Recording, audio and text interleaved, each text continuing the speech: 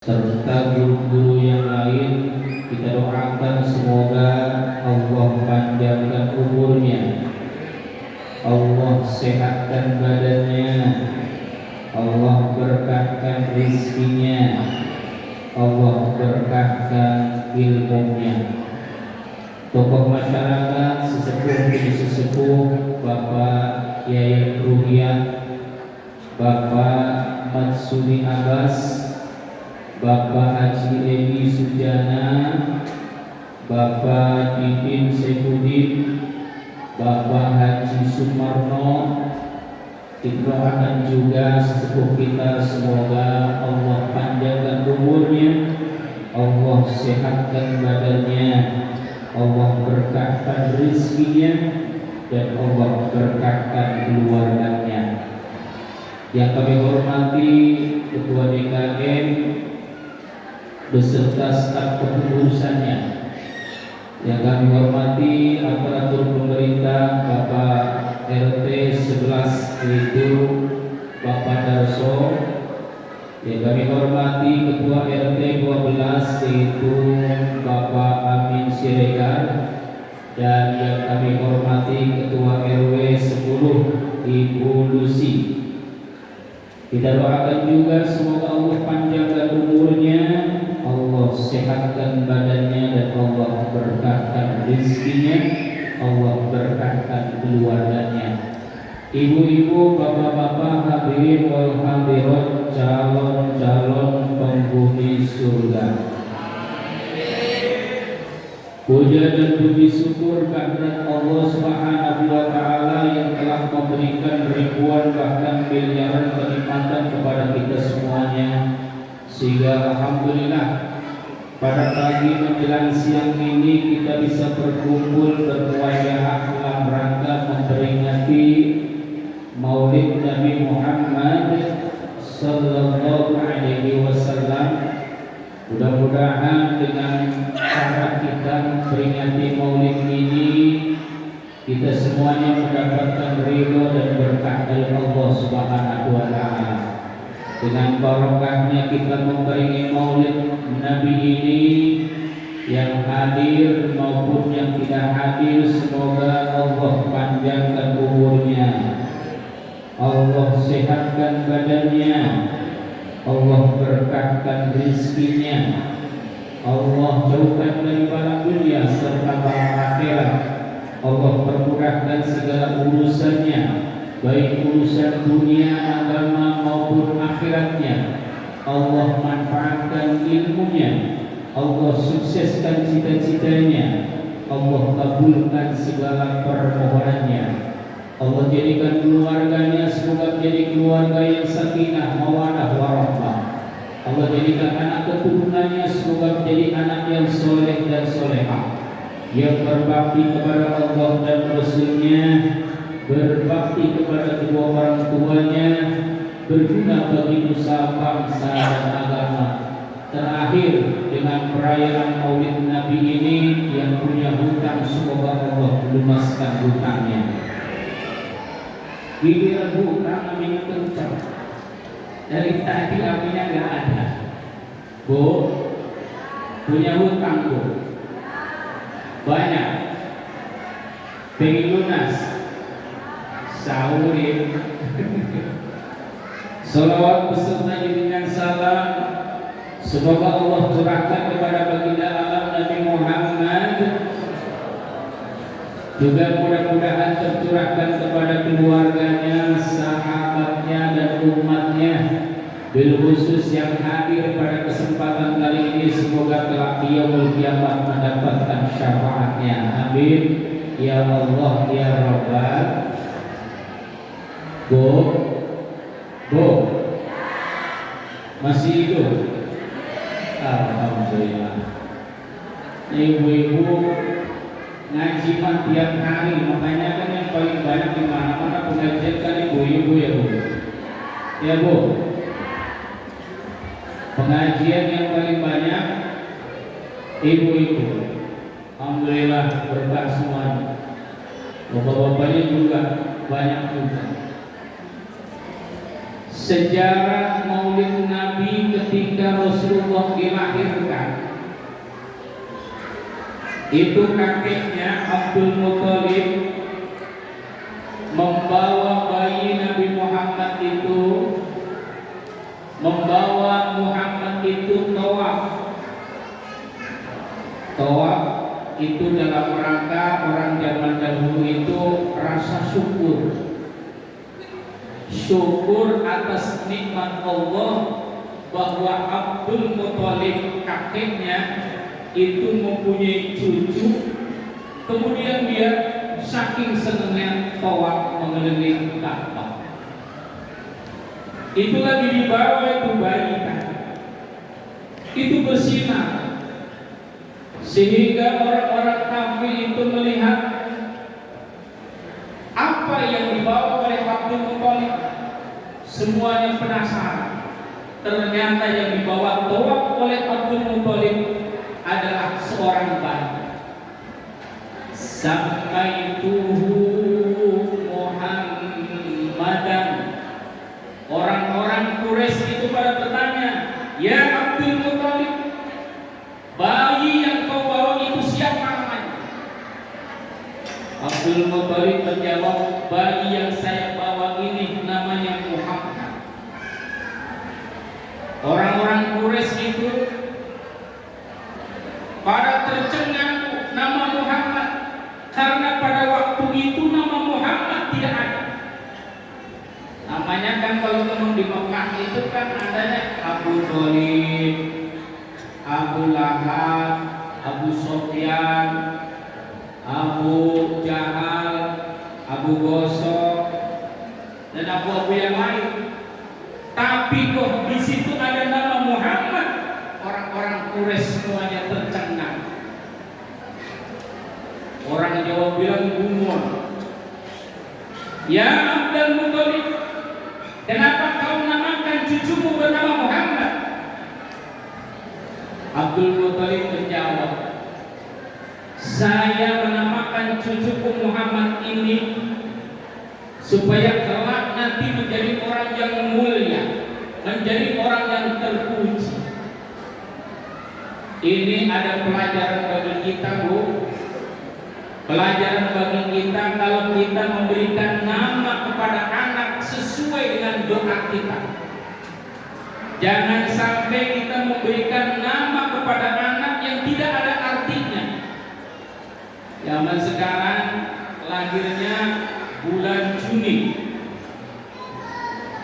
terus harinya hari Senin. Orang Jawa bilang Seninnya Senin Pon, dinamakan Johnny Ponsen. Begitu. Lahir bulan Januari, laki-laki dinamakan Yanuar. Lahir bulan Agustus, perempuan dinamakan Agustina. Lahir bulan Juli, kalau laki-laki namanya Julianto, kalau perempuan namanya Yulianti. Yang paling repot lahir bulan Maret, dinamakan Maria, agak pantas, akhirnya dinamakan Mael. Bu, menamakan anak ternyata dari dulu itu kakeknya Rasulullah SAW memberikan nama Muhammad supaya menjadi orang yang mulia di dunia, mulia di akhirat. Maka nama anak kita namai nama anak-anak yang baik supaya kelak menjadi orang-orang yang baik. Itu orang-orang Quraisy bingung dengan nama Muhammad. Kalau dalam kitab Dalailul Khairat dikatakan Nabi Muhammad itu, Muhammad, kenapa dinamakan Muhammad? Muhammad itu adalah orang yang terpuji di alam dunia. Kalau di dalam kitab Injil diterangkan, di dalam kitab Injil itu namanya Ismuhu Ahmad. Kenapa namanya Ahmad? Karena pada waktu itu Nabi Isa diturunkan, Nabi Muhammad belum lahir. Maka Ismuhu Ahmad, orang yang namanya Ahmad itu adalah orang yang sudah viral, yang sudah mulia di langit. Ketika lahir ismuhu Muhammad adalah orang yang senantiasa mulia hidup di alam dunia. Doa Abdul Muthalib membawa bayi aja itu orang-orang semuanya sudah tercengang. Bahkan lahirnya Rasulullah SAW itu mencengangkan dunia karena Rasulullah adalah orang paling mulia. Begitu Rasulullah SAW setelah ditolak dan kemudian Rasulullah besar menjadi layaknya menjadi seorang anak, lahir sudah ditinggal bapaknya, kemudian 6 tahun sudah ditinggal ibunya, 8 tahun sudah ditinggal kakeknya, hidup sebatang kara ikut pamannya, layaknya seorang anak-anak. Karena memang dapat petunjuk dari Allah Subhanahu wa Ta'ala, Nabi Muhammad itu adalah orang yang mulia, dibimbing langsung oleh Allah Subhanahu wa Ta'ala. Kita memperingati Maulid Nabi, kata Rasulullah, man 'azzama maulidi kuntu syafi'an lahu yaumil qiyamah. Barang siapa yang mau mengagungkan hari kelahiranku, dengan cara apa? Dengan cara kita berkumpul, dengan cara kita mengumpulkan warga, kita baca rawi, kita baca sholawat, kita bacakan sejarah-sejarah Rasulullah SAW. Apa kata Rasulullah? Man 'azzama maulidi kuntu syafi'an lahu yaumil qiyamah. Maka orang tersebut wajib mendapatkan syafaat kelak di yaumul kiamat. Amin ya rabbal. Kita mudah-mudahan tergolong orang-orang yang senantiasa mendapatkan syafaat dari baginda Nabi Muhammad sallallahu alaihi wasallam. Rasulullah sallallahu alaihi wasallam itu sangat sayang terhadap kita, cinta terhadap kita. Bukti cinta Rasulullah sallallahu alaihi wasallam, ketika Rasulullah sallallahu alaihi wasallam hendak meninggal dunia, Rasulullah yang dipikiri itu bukan keluarganya, Rasulullah yang dipikiri bukan istrinya, Rasulullah yang dipikiri bukan anak-anaknya. Ketika nyawanya mau dicabut oleh Allah Subhanahu wa Ta'ala, merasa sakitnya luar biasa, ingat terhadap umatnya. Ummati, ummati, ummati. Ya Allah, kalau bisa saya aja yang merasakan sekaratul maut. Karena di dalam kitab Tabligul Akbar, orang sekaratul maut itu hausnya luar biasa. Orang sekaratul maut itu hausnya luar biasa. Andai kata air yang ada di alam dunia ini diminumkan buat orang yang sedang sekaratul maut itu saking hausnya, la yakfi, maka tidak akan cukup. Tidak akan cukup mengobati rasa haus karena hausnya sekaratul maut.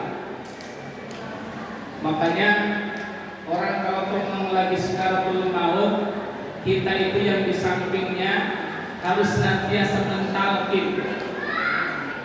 Hai pulang, kau akan meninggal dunia, talkin dengan diucapkan la ilaha illallah. Kata Rasulullah SAW dalam sabdanya, man kana akhir kalamihi la ilaha illallah dakhala jannah. Barang siapa yang pada akhir hayatnya kok bisa mengucapkan lafaz la ilaha illallah dakhala jannah, pasti akan masuk ke dalam surga.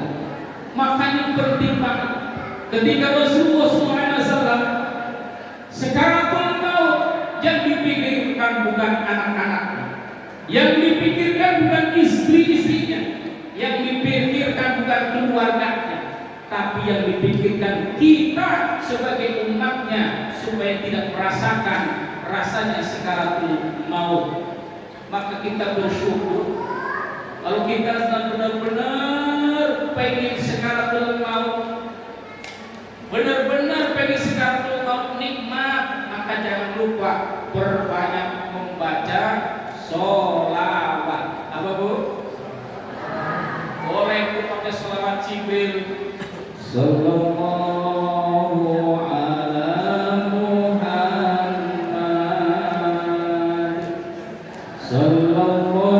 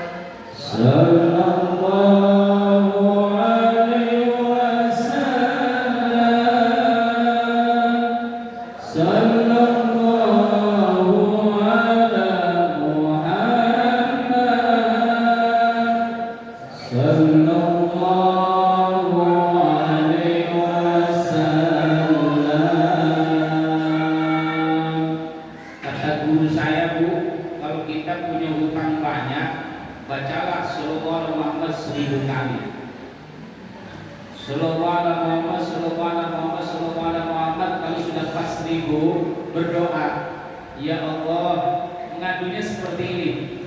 Ya Allah, saya punya hutang, Engkau maha pelunas hutang. Itu aja laporannya. Kenapa emang? Doa gak usah minta dilunasin, laporan aja, tapi dengan cara membaca sholawat. Bu,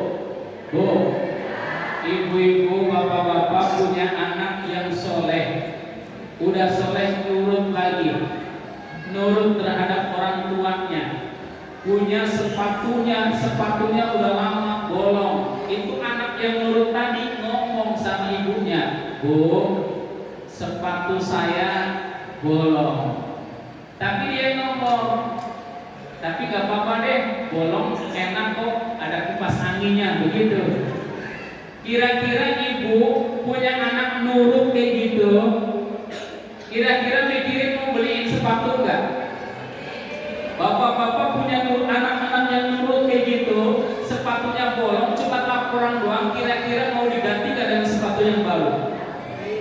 Sama bu, kalau kita sholat tepat waktu, kemudian kita punya hutang baca sholawat tadi, laporan aja kalau sudah 1000. Ya Rob, saya punya hutang, Engkau maha pelunas hutang. Itu aja.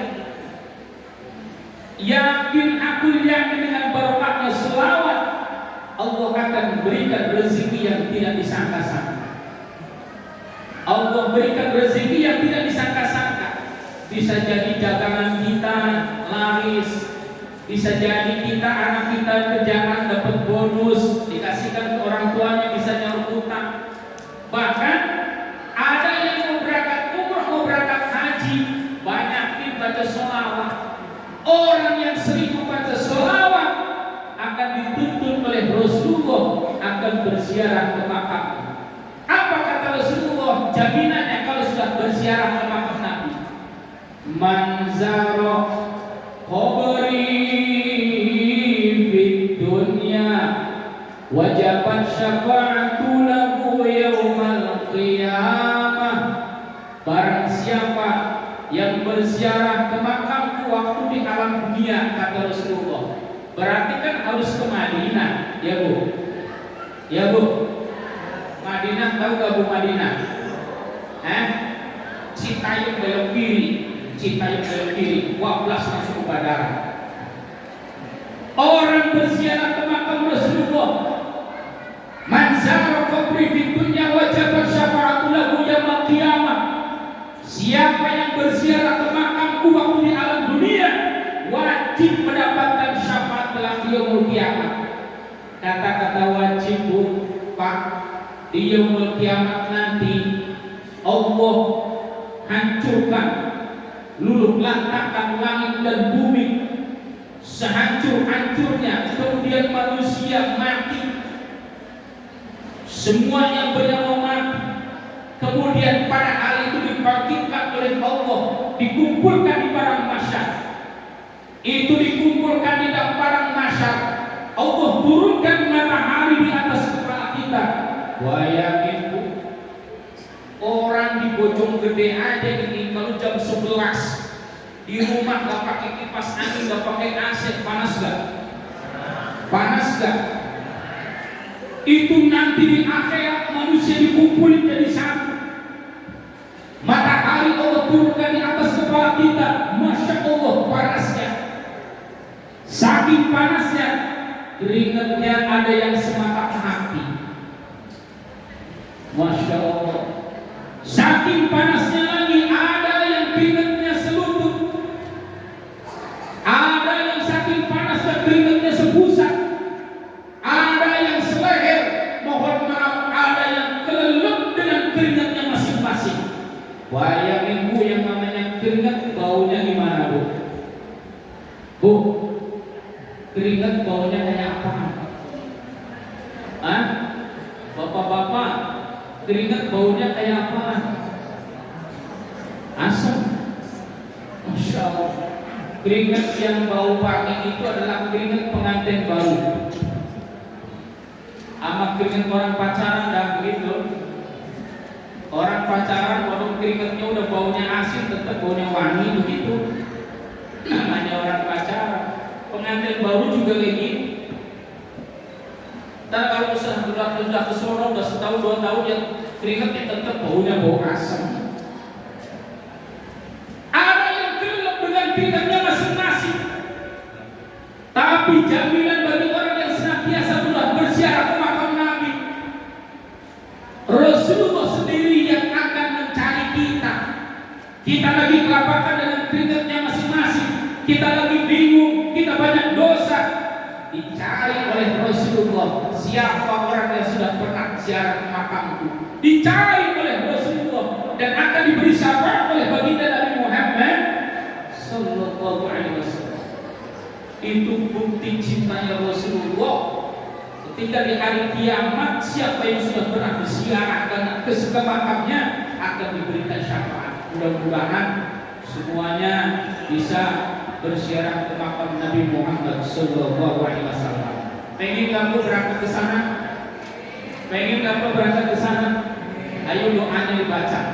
Allahumma inna nas'aluka ilman nafi'an wa rizqan halalan tuballighuna makkah mukarramah li ada'il haji wal umrah wal madinah munawwarah li ziyarati qabrah nabiyyina Muhammadin sallallahu alaihi wasallam.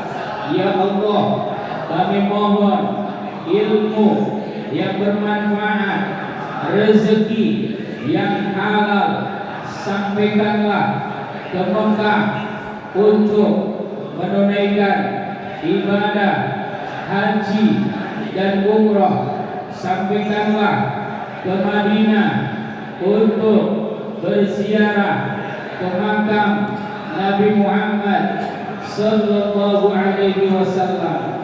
Itu dibaca setiap pada sholat 1 kali, yakin akan berangkat berziarah ke makam Nabi Muhammad sallallahu alaihi wasallam. Para jemaah sekalian yang Allah cintai, bulan Maulid ini yang kita peringati Nabi Muhammad akhirnya, itu bagikan kita itu mengingat kita punya akhlak kita cocokkan dengan akhlak Rasulullah. Ibaratnya kita punya jam kita dicocokkan dengan jam Rasulullah. Barangkali jam kita terlalu terlambat. Rasulullah sudah jam 10, kita jamnya masih jam 8. Terlambat enggak? Rasulullah punya jam, mungkin jam kita terlalu cepat, kita sudah jam 12. Rasulullah baru jam 10. Di jam Rasulullah baru jam 10, kita sudah jam 12 kelewat. cocokkan jam kita kepada jam Rasulullah. Artinya cocokkan akhlak kita terhadap akhlak Rasulullah Sallallahu Alaihi Wasallam. Contoh akhlak Rasulullah makan aja. Contoh Rasulullah mau makan selalu menganjurkan kepada umatnya untuk senantiasa membaca doa, Allahumma barik lana bima razaqtana wa qina adzabannar. Ya Allah, berkahi rezeki yang telah Engkau berikan berupa makanan. Wa qina adzabannar, dan jauhkanlah kami dari siksa api neraka. Ini tata cara Rasulullah ketika mau makan membaca doa. Gimana enggak barokah makanan zaman sekarang? Pengen makanannya barokah, tapi akhlak kita makan tidak mengikuti akhlak Rasulullah. Zaman sekarang sudah banyak orang sudah mencet dari akhlak Rasulullah. Mau makan bukannya baca doa, tapi itu makanannya dipoto atau kita selfie. Ucapannya apa? Guys, makan guys. Begitu. Benar gak? Kata Rasulullah, makanan yang tidak dibacakan, walaupun sudah dibacakan dengan doa tadi, tapi kita pamer, di-upload ke status, banyak orang yang melihat. Ya Allah, di sana banyak orang yang lihat, yang gak punya makanan, lihat status kita mau makan, di-upload kayak gitu, hanya ngiler doang. Kata Rasulullah, idahun nas, itu menyakiti hati tetangga kita. Kan yang lihat status kan orang seluruh dunia. Mau makan tata cara Rasulullah, maka udah adepin aja, baca bismillah, doain, maka makanan itu akan barokah. Bahayanya kalau makanannya nggak barokah, bagaimana? Makanan yang kita makan kalau nggak barokah, kenyang mah kenyang, tapi mohon maaf, habis kenyang bukannya rajin beribadah, malah yang ada ngantuk, malah yang ada tidur. Betul nggak? Orang kalau habis makan kenyang itu makanya ngantuk. Itu kadang-kadang sudah baca bismillah ngantuk juga, apalagi yang nggak baca bismillah. Maka perhatikan makanan Rasulullah, tata cara makan Rasulullah. Ayo akhlak kita cocokkan dengan akhlak Rasulullah ketika mau makan. Yang kedua, Rasulullah dari dulu itu mengajarkan kita makan dan minum itu sambil duduk. Sambil duduk. Kenapa? Diteliti Pak oleh dokter spesialis. Ternyata 14 abad yang lalu Rasulullah adalah dokter yang paling unggul, dokter yang paling hebat. Kenapa manusia dianjurkan ketika makan dan minum sambil duduk? Rasulullah Sallallahu Alaihi Wasallam mengajarkan supaya kita itu sehat. Karena kata dokter spesialis, di dalam tubuh manusia itu adalah ada sefraga. Sefraga itu artinya penyaring. Makanan dan minuman kita yang masuk dalam tubuh kita akan disaring oleh sefraga tadi. Dan sefraga tadi itu kata dokter bisa menutup, bisa membuka. Kapan bisa menutup? Kapan bisa membuka? Ketika sefraga tadi bisa menutup, bisa membuka, makanan dan minuman kita itu akan masuk dan disaring oleh sefraga tadi. Manakala makanan kita ketika kita makan sambil duduk, diteliti oleh dokter, oh ini orang kalau makan sambil duduk maka tidak akan kena penyakit ginjal istan. Tapi bagi orang yang makannya sambil berdiri, minum sambil berdiri, kata dokter, itu makanan dan minumnya tidak disaring oleh sefraga tadi. Karena sefraganya dalam keadaan berdiri menutup, maka kata dokter akan dipastikan orang tersebut akan kena penyakit ginjal istan. Naudzubillah. Pantas Rasulullah mengajarkan kepada kita makan sambil Tapi zaman sekarang kalau pas kondangan di gedung-gedung, banyakkan orang makan sambil berdiri apa duduk? Berdiri apa duduk? Banyakkan berdiri. Alasannya nggak ada tempat duduknya. Bagi yang tahu, cari tempat duduk karena makanan sambil berdiri, minum sambil berdiri akan menjadikan penyakit ginjal Islam. Di dalam kitab Ihya Ulumuddin, karena Imam Ghazali terangkan, kalau kamu pengen melihat iblis atau setan sedang makan dan minum, lihatlah orang di zaman sekarang kalau lagi makan dan minum sambil berdiri, dan makan dan minumnya itu pakai tangan kiri. Mohon maaf, ini sering saya sampaikan. Kenapa? Karena banyak orang yang lupa akan makan dan minum. Sepele, padahal sepele. Kadang-kadang mohon maaf, makan dan minum itu pas lagi minum buka kulkas pakai tangan kiri pakai gini Pak.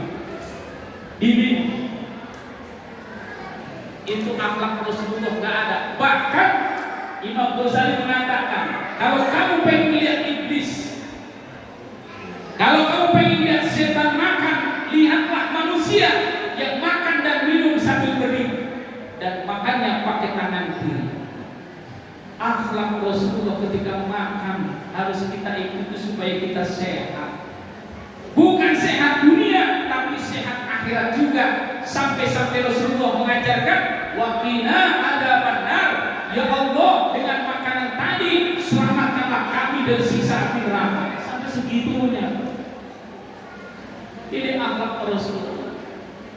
Rasulullah SAW senantiasa senang sholat tahajud.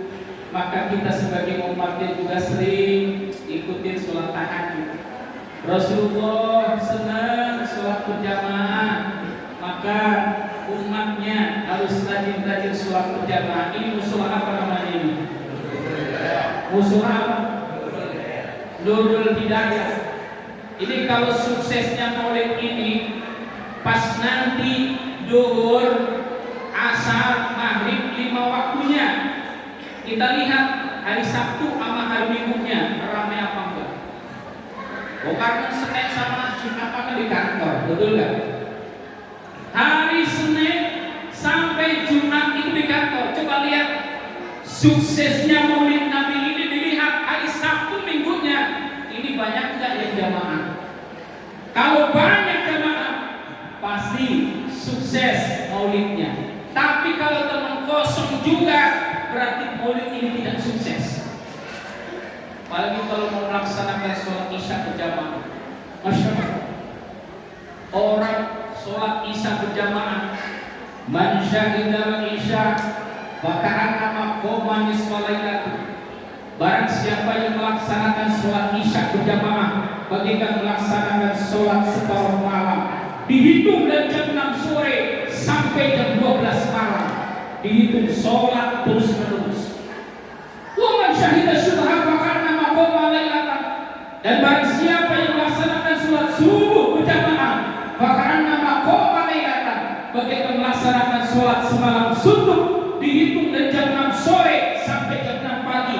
Walaupun tadi malam kita tidur, walaupun tadi malam kita ronda, walaupun tadi malam kita nonton bola, tapi subuhnya berjamaah itu bagaikan melaksanakan sholat semalam suntuk. Dihitung dari jam 6 sore sampai jam 6 pagi. Alhamdulillah. Itu khusus bagi yang laki-laki, yang ibu-ibunya sholatnya di rumah. Tapi seorang ibu mengingatkan suaminya untuk sholat berjamaah di masjid, maka akan mendapatkan pahala 27 miliar, bukan derajat. Orang kalau teman 27 miliar kan duit kan agak melekat sedikit, begitu ya. Kalau 27 derajat kan udah siapa yang sholat jamaah di musola Nurul Hidayah akan mendapatkan pahala 27 miliar. Oh. 1 miliar kita sholatnya di rumah. Kita kalau sholat di rumah cuma dapat 1 miliar. Tapi kalau kita sholatnya di masjid di musola Nurul Hidayah ya. Itu pahalanya 27 miliar. Ayo bapak-bapak, ibu-ibu, milih yang 1 miliar atau yang 27 miliar. Tuh kan, kalau masalah duit agak budek, pilihnya yang banyak 27 miliar. Makanya orang ketika kita mau melaksanakan sholat jamaah di sini, seorang ibu harus mengingatkan kepada suaminya, Bu, kalau suaminya susah dibangunin, tenang, nggak usah marah-marah, udah ingetin, Pak, bangunin tuh di musola Nurul Hidayah sudah ada. Hayya 'alas shalah. Kata bapaknya, ibunya bilang, Bu, Bapak, bangun Pak. Itu sudah ada tuh. Kata bapaknya, baru diadzan begitu. Gak apa-apa, capek kerja, tetap dibangunin. Hayya 'alas shalah.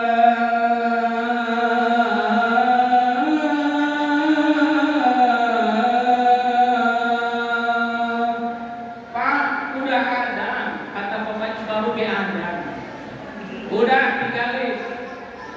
Qomat. Qad qamatis shalah, qad qamatis shalah. Allahu akbar, Allahu akbar. La ilaha illallah. Ibu bangun lagi bapaknya, Bu. Pak, udah qomat di musola Nurul Hidayah. Kata bapaknya, baru qomat.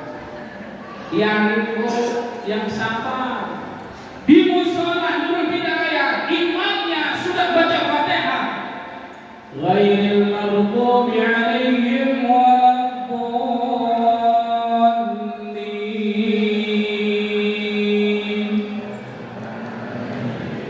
Kata ibu-ibunya, Bu, bapaknya bangunin lagi, Pak, itu sudah Fatihah. Bapaknya baru di Fatihah. Ibu ngambil wudhu, pakai ajian pamungkas. Ibu ngambil wudhu, pakai mukena, gelar sajadah, sholatnya di depan bapaknya lagi tidur. Diamnya, usulli ala hadal mayyiti arba'at takbiratin wa muqibaitin Allahu akbar. Yakin bapaknya bangun. Praktekin besok, Bu. Setuju, Bu? Wah, bapak-bapaknya besok langsung semangat. Subuh berjamaah, insya Allah. Dengan maulid ini tingkatkan amal ibadah kita, tingkatkan iman dan Islam kita. Masya Allah, iman kalau kurang-kurang, Bu, zaman sekarang. Itu kemarin itu di viral itu ada orang kumpul kebo. Akhirnya apa? Seorang perempuannya itu dipotong-potong menjadi 500 potongan. Betul gak? Lagi viral. Kenapa iman? Karena dia tidak mempunyai iman, tidak mempunyai Islam. Zaman sudah bobrok. Memang zamannya tidak bobrok, tapi manusia yang bobrok, akhlaknya tidak ada. Maka perkuat iman dan Islam kita dan perbanyak amal ibadah kita, karena kita akan kembali menghadap Allah Subhanahu wa Ta'ala. Akhlak kita betulin, akhlak kita cocokin terhadap akhlak Rasulullah. Yakin kita akan selamat dunia, selamat akhirat. Ini saja yang dapat saya sampaikan. Kurang lebih maaf, doa doa. Semoga yang hadir, keluarganya, tetangganya, masyarakatnya, semoga senantiasa Allah panjangkan umurnya, Allah sehatkan badannya, Allah berkatkan rezekinya, Allah jauhkan dari bala dunia serta bala akhirat. Allah permudahkan segala urusannya, baik urusan dunia, agama maupun akhiratnya. Allah manfaatkan ilmunya, Allah sukseskan cita-citanya, Allah kabulkan segala permohonannya. Allah jadikan keluarga semoga menjadi keluarga yang sakinah mawaddah warahmah. Allah jadikan anak keturunannya semoga menjadi anak yang soleh dan solehah, yang berbakti kepada Allah dan Rasulnya, berbakti kepada kedua orang tuanya, berguna berusaha bangsa dan agama. Yang sudah berangkat haji semoga menjadikan haji dan hajat yang mabrur. Yang belum berangkat haji semoga Allah berangkat untuk menunaikan ibadah haji dan umrah. Yang sedang sakit semoga Allah angkat penyakit yang memberikan kesembuhan. Yang sedang dalam kesulitan semoga Allah mudahkan segala urusan yang terakhir. Semoga kita semuanya dijauhkan serta diselamatkan dari orang-orang yang zalim. Bismillahirrahmanirrahim. Alhamdulillah. Iya,